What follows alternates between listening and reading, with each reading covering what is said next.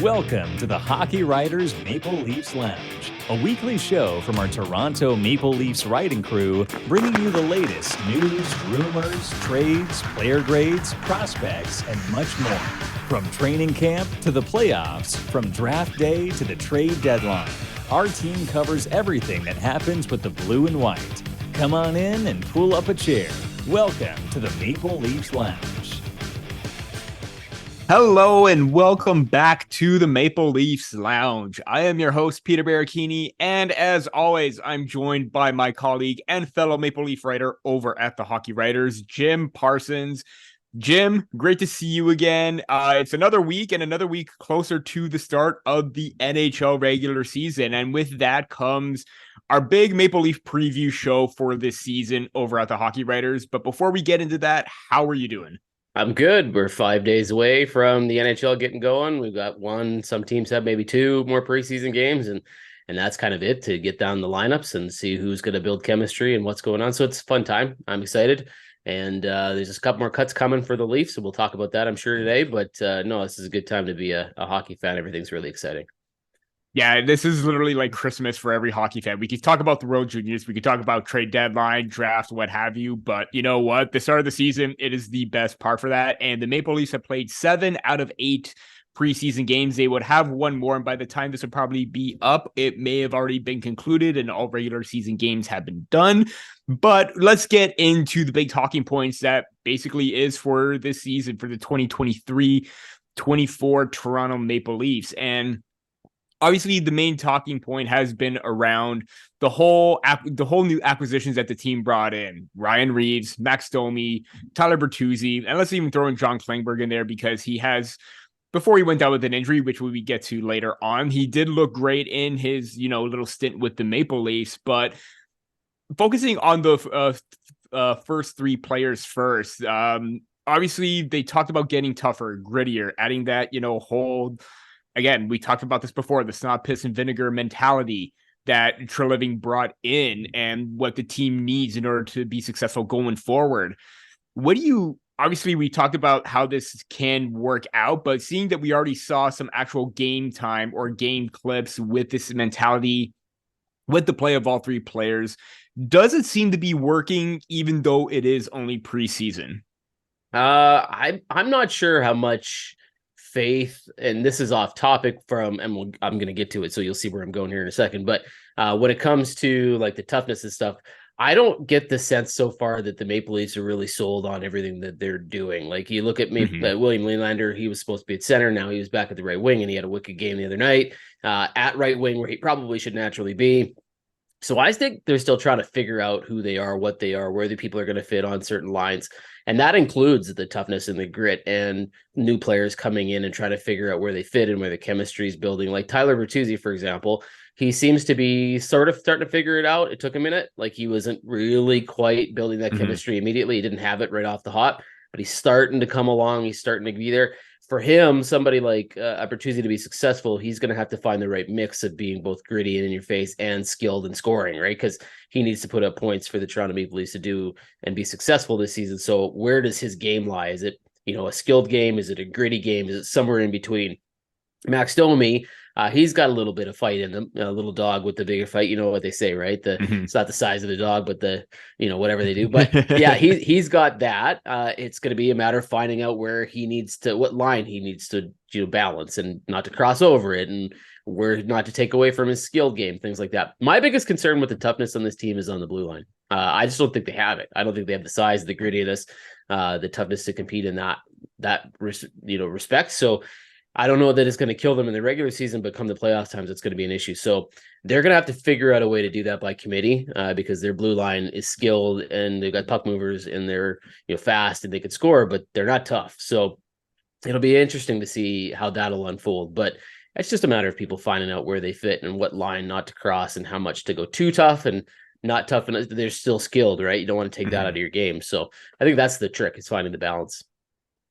Yeah, no, I totally agree with you that, this is kind of like a bit of a preview to what's happening, but we haven't seen like the full picture yet. Although we have seen glimpses of, let's say, Max Domi, first penalty 20 seconds into his first game, and then he gets a penalty 4 minutes into his first home game. So you see a bit of that every now and then. Again, like you mentioned, you see the dog in him, being a little bit smaller, but he has that mentality, that ability to still, get on the attack and show that aggressiveness. You saw, like, I believe there was one clip against Montreal where Ryan Reaves was battling Arbor Jackeye, and that was supposed to be a big battle where they go to drop the gloves, but you saw a little bit of skill and toughness from him, pushing him off and then going to the net for a scoring chance. And that's kind of like what they want to try and see a bit from Ryan Reaves. And like you mentioned with Bertuzzi as well, is he going to be a skilled player? Is he going to be a little bit gritty? Is he going to be a pest? Because in that game against the Detroit Red Wings, the first one, he was kind of like, hounding on the puck. He was creating chaos with the Detroit defenders. I believe it was, can't remember the player, but he turned it over. It was a stand on the pass, and Bertuzzi was there to get the puck, and then he just wires it on net for the goal. I think that's what you want to see from those type of players. Be aggressive on the attack. And obviously, if you need to drop the gloves, if you need to, mix it up a little bit, those are the players that you're going to rely on each time, because I highly doubt that anyone's going to want to go toe-to-toe with Ryan Reaves, but if they want to try and pick a fight with Max Domi or Tyler Bertuzzi, they may have another thing coming. But I do think that there is like a little bit of a preview of what we've seen, but like you mentioned, I think it's going to be more evident once the season hits. Yeah, and like I was saying when we were talking about the balance, right? Like Max Domi, for example, if he's going to take bad penalties, which he has had a tendency to do sometimes in his career, and he's expected to play more physical, and he's coming into Toronto and he's thinking to himself, I got to be more physical, he's going to take more bad penalties. And that's not exactly ideal, especially when you don't want to take all of the skill out of his game, because he's a really skilled player. So if he's trying too hard to be physical, or a Tyler Bertuzzi is trying too hard to be physical and he's not scoring because he's trying to be physical, that's not the right balance. Ryan Reaves is going to be physical, but he can't be so physical that all he thinks to do is just run players every shift that he's on the ice, because that's going to draw penalties. That's going to cause the short-handed, chances again. Like, it's just not a good equation. So you can't go so far physical and so far gritty that you forget what brings you to the game and what you're good at as a team. And this team is really skilled and can score. And they are not, by definition, the toughest team in the NHL. You can't just become that because you're told, hey, we need more grit out of you. Like, you can do certain things, you just can't cross the line. And that's kind of what we've seen so far, right? Max Domi's crossed the line a couple times. Ryan Reaves is not always going to get somebody to square up with him. He's never going to find those people that are willing to do it. You don't want Tyler Bertuzzi doing it all the time because you need him to score. So it's just that balance. That's kind of what I was talking about. So you're right. Yeah, don't take bad penalties. Like, that's the key here. Exactly. And there was one thing about Ryan Reaves, I believe, Keith said about Ryan Reaves. This is from Mike Stevens from the Hockey News, where earlier in the day when they're doing their whole like post practice conference, he said that Reaves has been great, and he mentions his defensive game that's jumped out to him. So maybe something that we really didn't quite see from previous teams where Ryan Reaves was on: Vegas Golden Knights, New York Rangers, Minnesota Wild. I think that maybe if he can bring something else to the table rather than just being that, hard-nosed, drop the gloves kind of guy. And I think that's going to be really big for the Maple Leafs in that situation on the fourth line. And like you mentioned too, you don't want to be taking constantly dumb penalties every single time. But luckily for the Maple Leafs, I didn't have this in my notes, but this is a great, segue towards the power kill. And what we're seeing already with Mitch Marner and Austin Matthews, especially Matthews getting penalty kill ice time. Obviously, it's something that they wanted to try out with one of their many experiments. And Matthews has said that, he's having a lot of fun with that. Obviously, we talked about bad penalties last year where Matthews wasn't getting the ice time, and there goes his 5-on-5 minutes, his power play minutes, if they get that opportunity. But this is just another opportunity for him to do some damage in another situation, because we know how lethal he is. Yeah, well, he's going to have fun with it until it happens too often. He blocks a shot and he hurts himself. He's playing 24, 25 minutes a game because he's also killing penalties. Like, it's all fun until that happens a lot. And so if all of a sudden the team is taking too many penalties and he's out on the ice because he's trying to penalty kill all the time, and then you're taking away 5-on-5, you're taking away power play, he's not going to have so much fun anymore. Like, that's not going to be like, it's neat now because it's new. When it gets old and tiring because the rest of his team keeps taking stupid penalties, he's going to be like, come on. Like, I don't want to be on the ice that much for penalty killing, right? Yeah. So there's, like anything, there's a fine line that you just don't want to cross. Absolutely. And speaking of injuries, Maple Leafs have already kind of had that injury bug already. It started with something minor with John Klingberg. It wasn't too serious, but then we got to Connor Timmins, and it looked like it's a little bit more severe with him, where he's going to be out for some time, I believe, with a lower body injury. And he was already off to a hot start in the preseason. I believe he had like 6 points in like 3 or 4 games that he's played in, including that 4-point outburst against the Buffalo Sabres. With Klingberg only coming back now, obviously they have a hole on the right side because you have 2 of those players that are right shot defensemen. Timmins looking like he could have been battling for a spot right now. And as you alluded to before, how the defense needs to get a little bit tougher because we know how skilled they are. Is this already something that is a prelude to what can happen leading up to the trade deadline? I know it's like months away, but who's to say that they can't do their shopping and do their addition in advance as well? Like, I know that sometime between now and the deadline, they're looking at a big significant upgrade on the blue line. Yeah, no, I think that going into the summer or just coming out of it anyway, that's what Tree Living recognized was probably the one area that he did not really address very well. There's just not a lot of toughness on that blue line, and that's going to be a real problem in the playoffs. So I'm sure he already is aware that that's the thing he needs to be looking for. He's probably not going to be able to do it until the trade deadline unless, and you knock on wood, it doesn't happen, somebody gets injured and there's an LTIR situation. And then all of a sudden you're looking at the opportunity to do something earlier than that. But even then, you're still probably looking at teams that are going to be knocked out of the playoff race. And at this point, the season hasn't started. Everybody's even. Everybody's 0-0. You think going into the season, some teams know that they're not going to be very good, but others are like, well, everybody's got a chance until you don't. So you don't know who's going to be available and what upgrades you can make there. I wrote an article the other day talking about how Chris Pronger was talking about how he's almost traded to the Leafs in 2007, and the Maple Leafs didn't pony up enough to get him. There's no Chris Pronger available this season. In fact, there's probably rarely, if ever, a Chris Pronger available by trade. But that's the style of defenseman that you want. Someone with leadership, someone who's gritty, someone who plays on the edge, is a little nasty. Whether he brings you the same offense or the amount of minutes that a Pronger would, that's really hard to find. But there's just nobody like that out there on the market right now. So Maple Leafs are going to have their work cut out for them. I think they're going to have a hard time finding that player. They're going to keep their eyes open this whole season looking for it because that's the thing they need. Now, hopefully goaltending stands up and that's not another issue, but that's the biggest hole on this roster is that they just don't really have. Jake McCabe's the closest thing to it. There's just no toughness on this defense. You could say that the closest thing was Luke Schenn that they acquired last year because he was that type of player. And you saw how well Morgan Riley thrived with him as his defensive partner, but the Maple Leafs were not willing to pay that price when he left to the Nashville Predators. And that seemed like a little bit too high of a price. Even for me, I would not want to give that much money to Luke Schenn, given how, yes, he is a serviceable defenseman. Yes, he may have wanted an increase, but I think it was just fine that the money that he was making, maybe just even around $1 million, probably would have been a little bit better. But, I could understand why the Maple Leafs were hesitant to give him that kind of contract because of what they needed to do later on. And I do agree that, they have to do their due diligence. They have to do their scouts have to come through and find targets that they could try and bring in as a result of that. And it's already probably, again, it's way too early to tell right now because, like you said, everyone's starting at zeros. You don't know who's in. You don't know who's out. I think we'll have a better idea when the American Thanksgiving happens because that's usually the precedent of where teams start to get a sense of where they are to make those deadline deals. And I think if the Maple Leafs are still well ahead of the class, leading the Atlantic Division or on top of it, I think they could, look at other teams lower in the standings, like possibly a San Jose Sharks, Chicago Blackhawks, and try to find players in there that they could bring in as well. But that's, we're jumping way too ahead of that. But that's the sense that I would get if everything starts to go well for them. They want to try and do their shopping early. I think that's going to be wise for them to do that. Yeah, I mean, they're going to need the space, right? There's nothing you can do unless you're willing to make a trade. And we've talked about that ad nauseum. There's just no trade really to be made.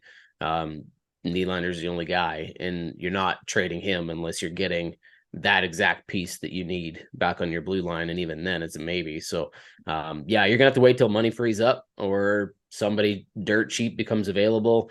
And we've seen all these waiver wires. Nobody's taking anybody. So It's just, that shows you how tight it is. There's just no room for people. Like I would have you could have looked at a guy like Cal Foote and said, well, maybe there's some big guy, rugged guy has a little, nobody took him. Right. Mhm. So that tells you how tight things are for most of these teams, is that there was no interest of teams to grab a guy like him for basically free.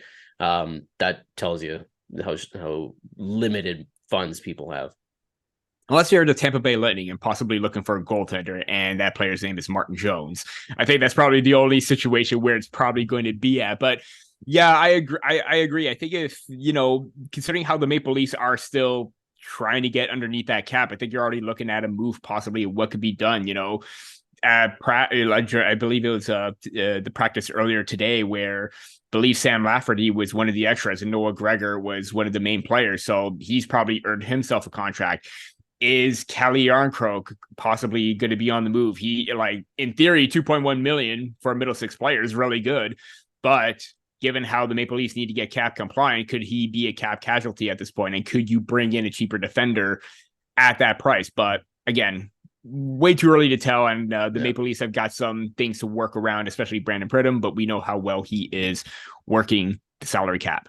Yeah, that's the one thing I'm not necessarily worried about. Yes, I mean, we've heard about Kelly Yarncroc all summer, potentially the mystery behind why he hasn't been around. I guess he tweaked his neck or something, and that's why he hasn't been playing. But we've heard trade talk around him for the last few weeks. We don't know what's happening there. I could see a guy like Sam Lafferty being the odd man out to start the season, but Pridham's really good at this. This is kind of the thing that he knows how to do, is to find. He's the individual version of the Vegas Golden Knights. The Vegas Golden Knights as a team seem to find miraculous ways to stay under the cap all the time. Pridham as an individual can do it. He just looks around and he goes, okay, that can go there and that can go there. And then he's got it. It's sometimes by a couple bucks, but he's able to do it. So I'm not really worried that they won't be cap compliant for the beginning of the season. They'll find a way to do that. But long-term, to find the room to add the piece you need, that's a whole different story. We've already touched up on, the forwards, main storylines there, the defense, how that's probably going to be a target at the trade deadline. Now let's get to the goaltenders. Obviously the big news is Ilya Samsonov. He signed that 1-year deal in the offseason, went to arbitration. They came to an agreement, and, we started, he's played in 3 games already.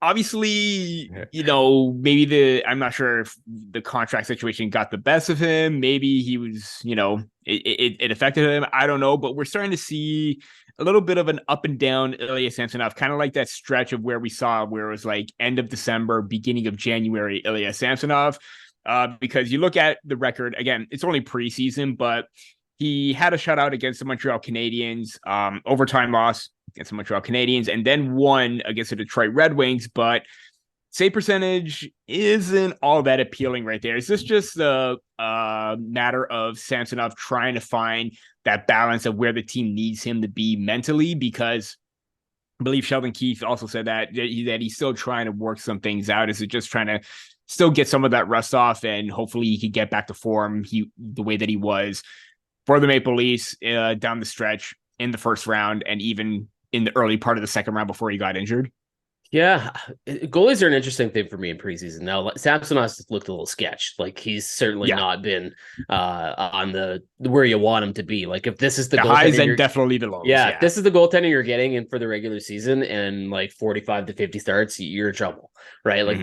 That's not good. That said, the preseason's an interesting one for me because I look at goaltenders as maybe the one piece that should be pretty solid in preseason, right? You've got forwards who are working with other forwards who they're not normally working with. You've got prospects who don't normally play in the NHL trying to find their way and figure it out. So the offense is a mess. Defense, the same thing. Guys don't know their systems. They don't really know where to be. So you expect mistakes. You expect screw ups and goofy things and really bad goals. But goaltenders should be goaltenders, and playing against prospects and non-NHL players, they should be better than they're actually going to be in the regular season because they're not playing against prime competition every night. So Toronto's been playing against some weaker lineups.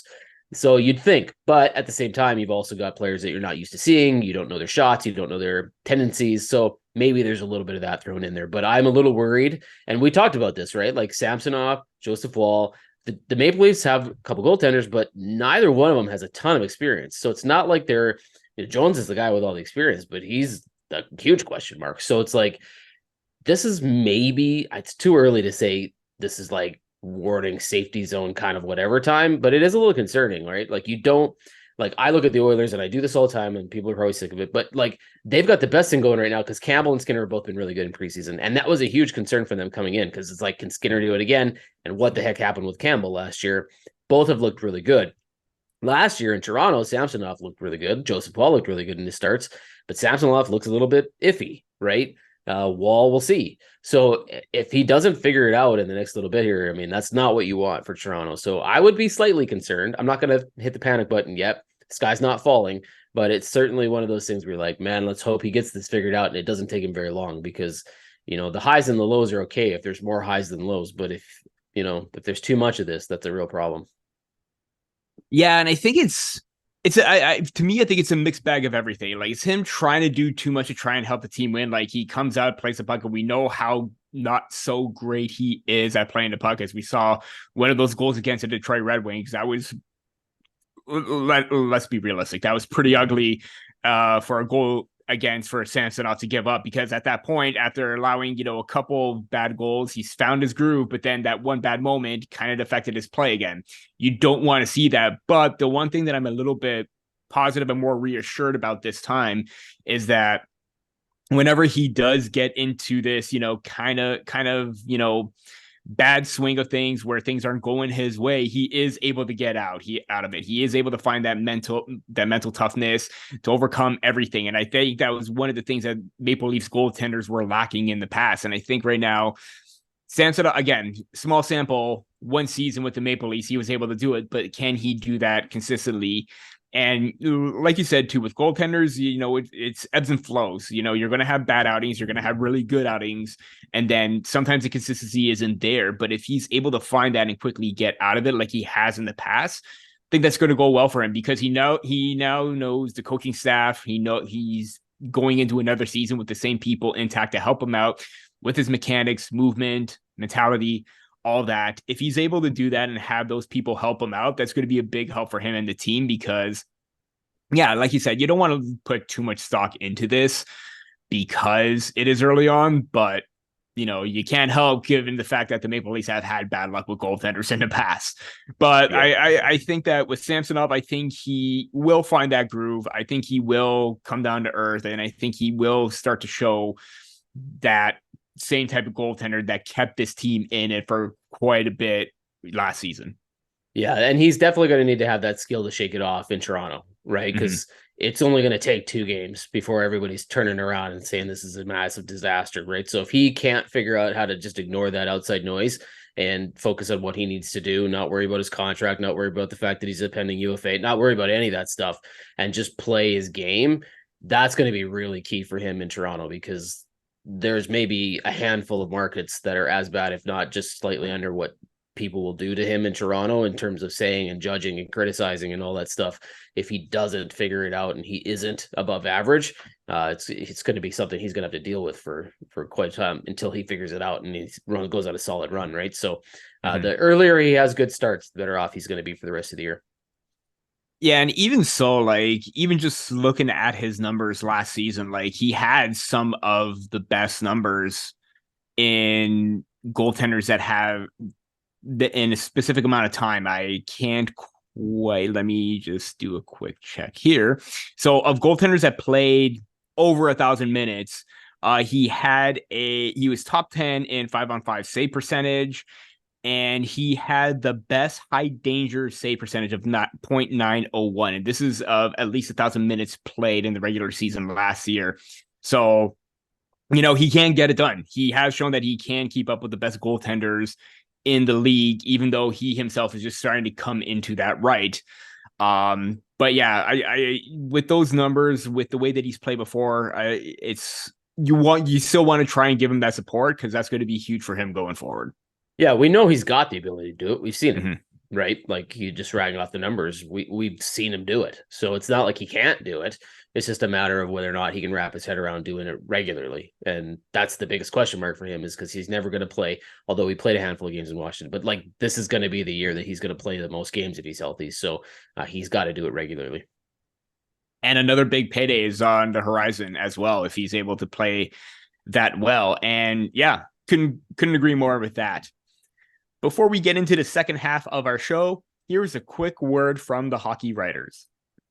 Interested in writing for the Hockey Writers? If you have experience writing about hockey, are passionate about the sport, and are looking to take your writing to the next level, the Hockey Writers could be the place for you. Here at THW, you will have the opportunity to hone your craft at one of the world's largest and most respected hockey publishers. You will have control over what you write, be able to seek out media credentials, and be supported by a large network of writers and editors. Plus, you'll get paid for doing it. If you're interested and want to know more about team openings and requirements, please visit the Write for THW page on the Hockey Writers website. A link to that page is also listed in the description. And we're back with the Maple Leafs Lounge, teeing up the second part of our show.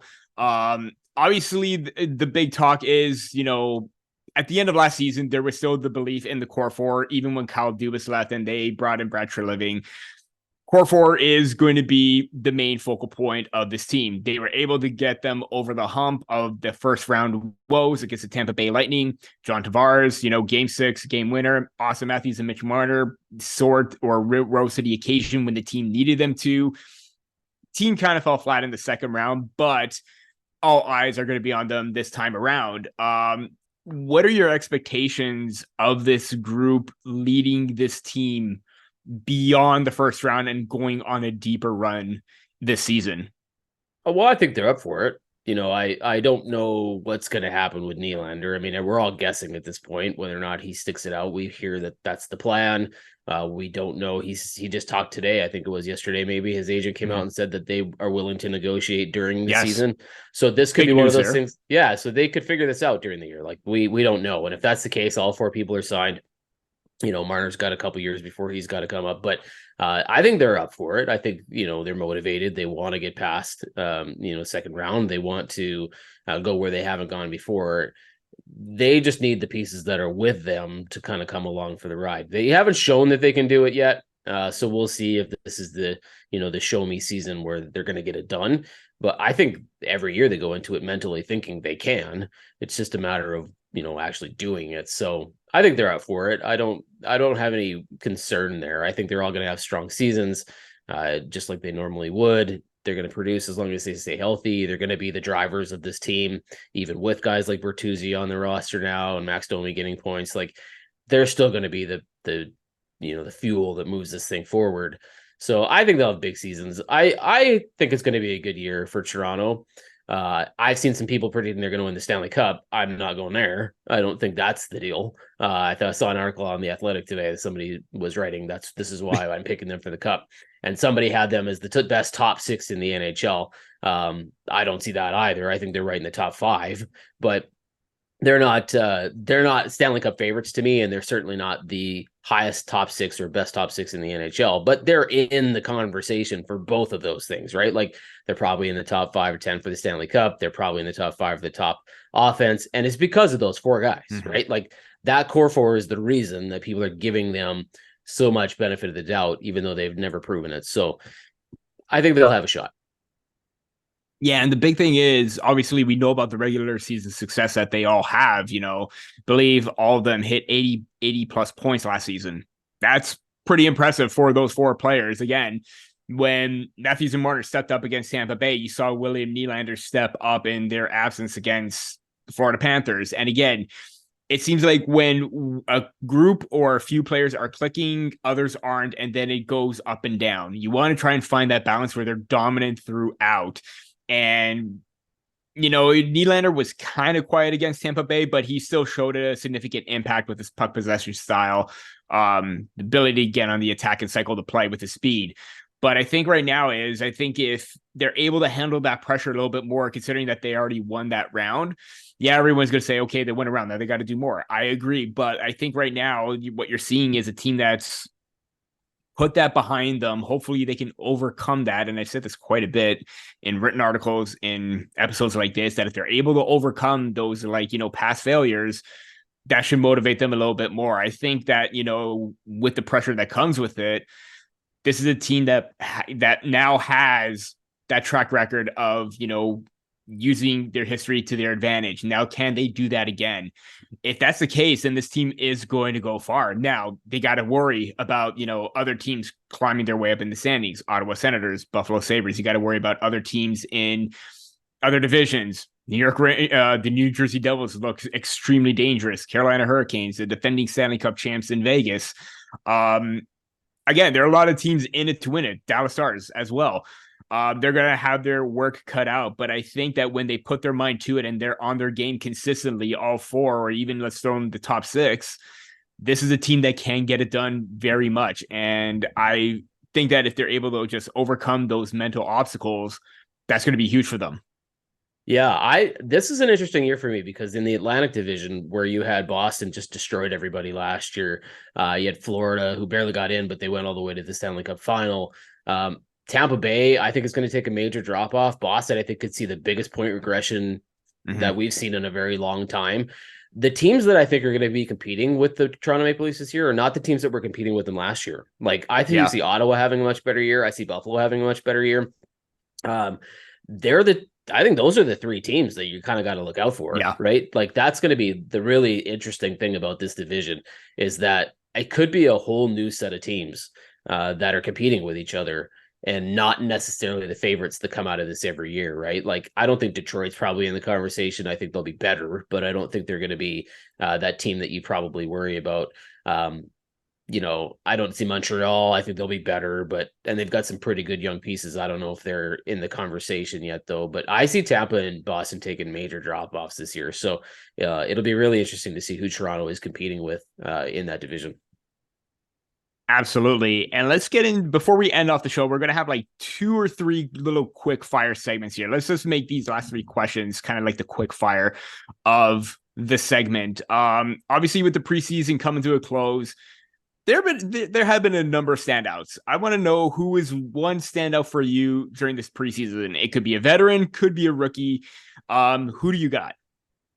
Well, for 2 different reasons. One, I think I love Matthew Nyes. I think he's going to have a really big year. I think that's going to be a huge one for them. As long as he stays healthy, I think with a number of games under belt, it's going to be really good. And Fraser Minton's really surprised me. Like, I'm just really kind of like, wow. Like, I don't think anybody saw this coming this quickly. If the fact that he has a chance of making this team, if he makes this team, will be very interesting, and it might answer a couple questions when it comes to that third line center and William Nylander experiment. So that's kind of a one for me. So Nyes and Minton, those are the 2 that I've been watching. Yeah, definitely Fraser Minton. Obviously, the Maple Leafs got a really good one when they drafted him in the second round in 2022. Has the IQ, he's getting that physicality in there, and like Nyes, and even when I recently wrote about him in an article that just came out earlier in the day, that, this is a guy that's finding great chemistry with him. They both have that puck hounding mentality where they're always aggressive on the attack and battling for pucks. I've really loved the way that he has been consistent and getting the coaching staff's attention. And this is a guy that could be in the NHL sooner than later. I am going to say Max Domi, in the sense that he has created good chemistry with William Nylander in the games that he has played.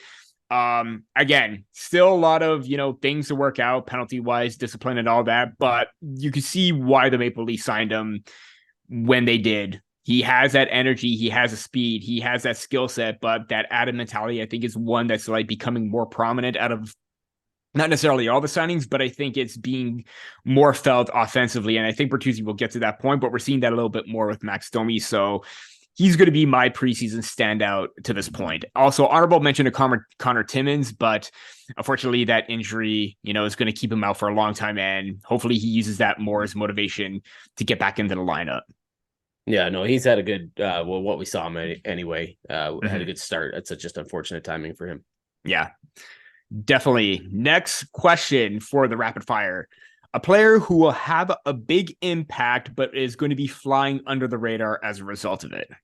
Well, we talked about this, and I asked for qualification on this before we went on the air here, and I was like, does this count? So I'm going to go maybe off the board. I'm going to say Noah Gregor, and the reason it's probably off the board is because he's not even on the team technically. Like, he's still on a PTO, and they haven't signed him. We don't know if he's going to make the roster. You said it earlier in the show. You think he's probably a lock. I think he's probably going to make this team. I was very surprised that nobody signed him. I was a little shocked that San Jose didn't even qualify him. Like, I thought that was an interesting decision. So I think Toronto's picked up a piece that could really help them here. He's played fairly well in preseason. I don't think he's going to score you 15 or 20 goals or anything like that, but I think he's going to be a pretty effective piece. He's fast. He can play in the bottom 6. He could round out that 4th line really well. He's going to be a very team-friendly deal. So I like him. I think he could fly under the radar. until he kind of doesn't. Like all of a sudden you look at him and go, man, that was a good PTO. That was a smart signing by Toronto. And then we'll all go, oh yeah, we should have seen that coming. But no, Noah Gregor for me, I think he's going to make this team, and I think he's going to play a lot. Absolutely. No, that fantastic pick. And I even wrote about him and why this could be an underrated addition given what he could bring skill wise. I am going to pick Calle Yarncroke, and for all the reasons that there's a lot of like, ifs, ands, or buts with him about being moved. This is a player that had 20 goals last season in like a middle six role, moving up and down the lineup. If he's able to still find that consistency in a third line role, obviously during the preseason in that one game against Detroit, he was paired with Nyes and Minton, and they absolutely dominated. And that was his first game back. So if he's able to still have that energy, that goal scoring ability, I think we could expect another 20 goal season from him and be an underrated producer offensively for this team. Yeah, no, I'm a little concerned about whatever's been going on with him and the whole mystery around his neck and why he hasn't been playing and stuff. So hopefully that's not something that lingers. If he's healthy and if he's not a trade piece or not something that the Toronto Maple Leafs look at having to move to do whatever they got to do, yeah, he could be a really effective piece for them.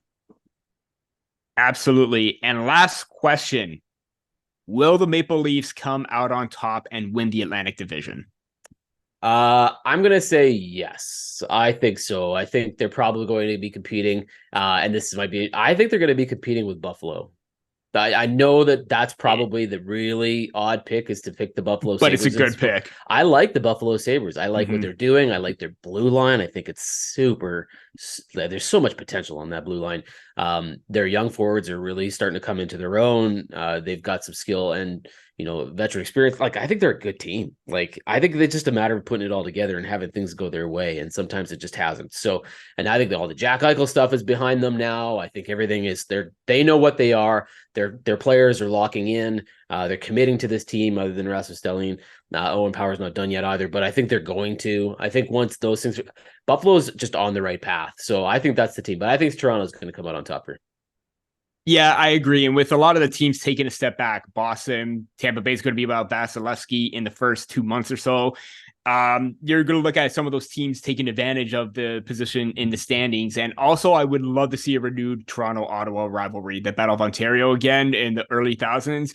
I think this is going to be very competitive. And I think, like you mentioned before, Ottawa could be one of those teams that could give Toronto a good run and push. So I still think Toronto comes out on top. But yeah, there's going to be one of those two teams pushing them in being competitive for one of those top 3 spots as well.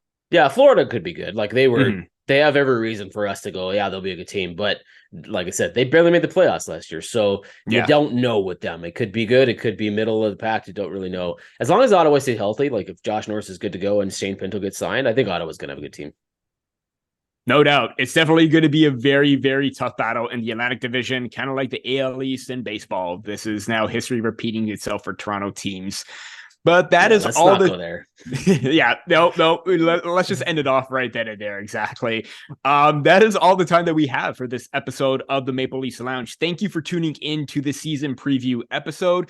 Be sure to check out Maple Leafs content from Jim, myself, as well as the Maple Leafs team, as well as all the other amazing writers that the hockey writers have with all the preseason and regular season content that we are gearing up for.